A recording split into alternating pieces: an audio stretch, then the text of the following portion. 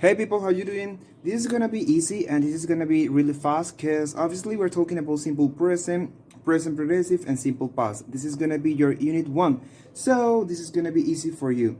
Okay guys, so remember simple present is used to talk about regular actions, regular habits, or situations that you're used to doing. Okay, so remember when you're gonna get a question, you have to use do or does.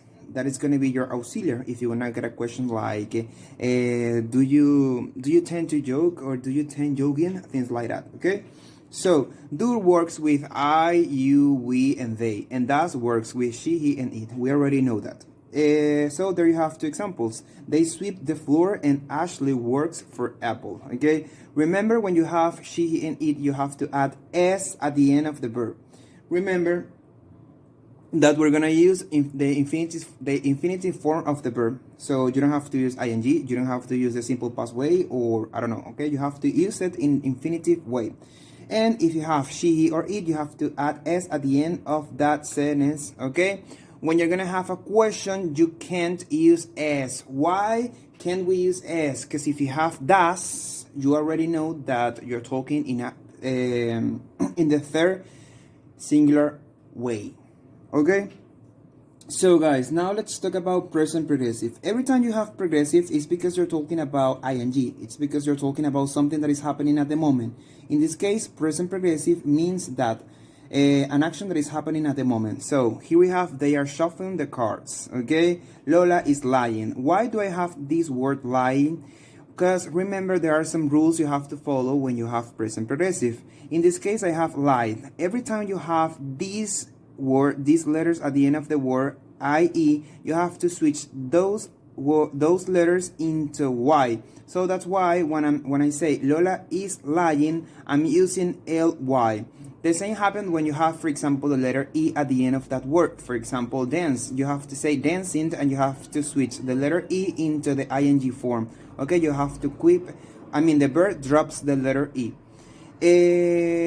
Another thing that is really important, guys, when you have present progressive, in this case, I have two examples talking about something that is happening at the moment, but I can use it as a future.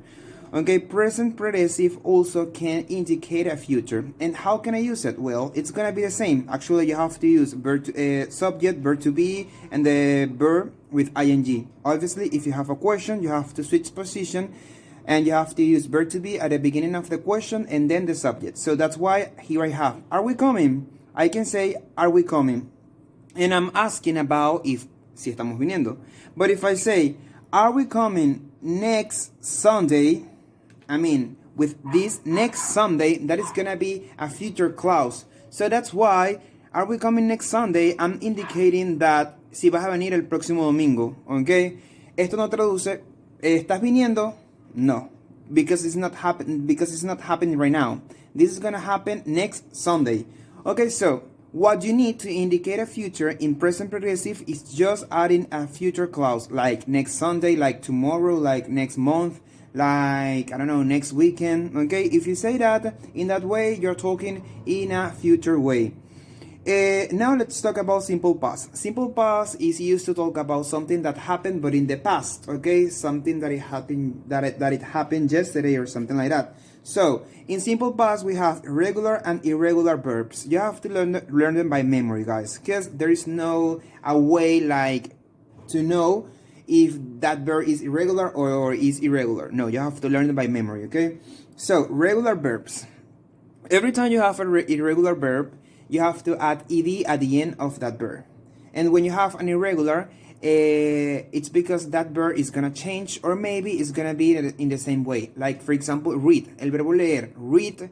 In simple past, the only thing that changed is its pronunciation. Okay, so read and read. So if you say I read, yo leo. If you say I read, yo leí. El pasado cambias la pronunciación solamente. Okay. There are others like heard. Okay, it is the same, but there are some irregular verbs like, for example, take, eat, change, or it turns to took.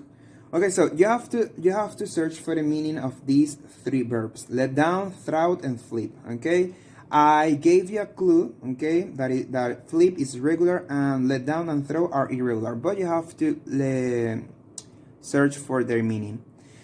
Here we have an example. In this case, we're not using do or does, we are not using ing. Now we're gonna use did, okay? This is gonna be our auxiliary.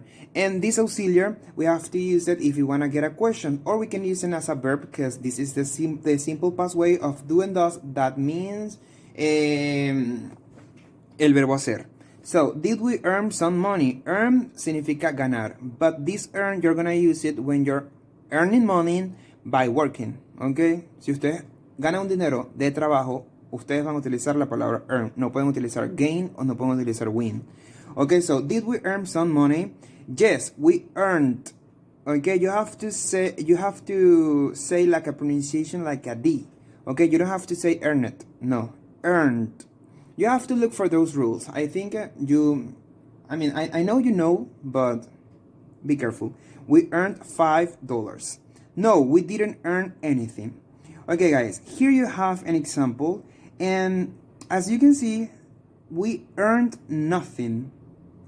This example is kind of this one. It's kind of the same like this one. We didn't earn anything. We earned nothing.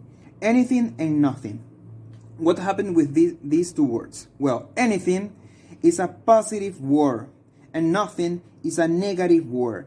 In English, you cannot have two negative words in the same sentences. So, for example, in this one, you cannot say we didn't earn nothing. No, because nothing is negative, and didn't is negative too. Okay, didn't obviously is the construction of did not.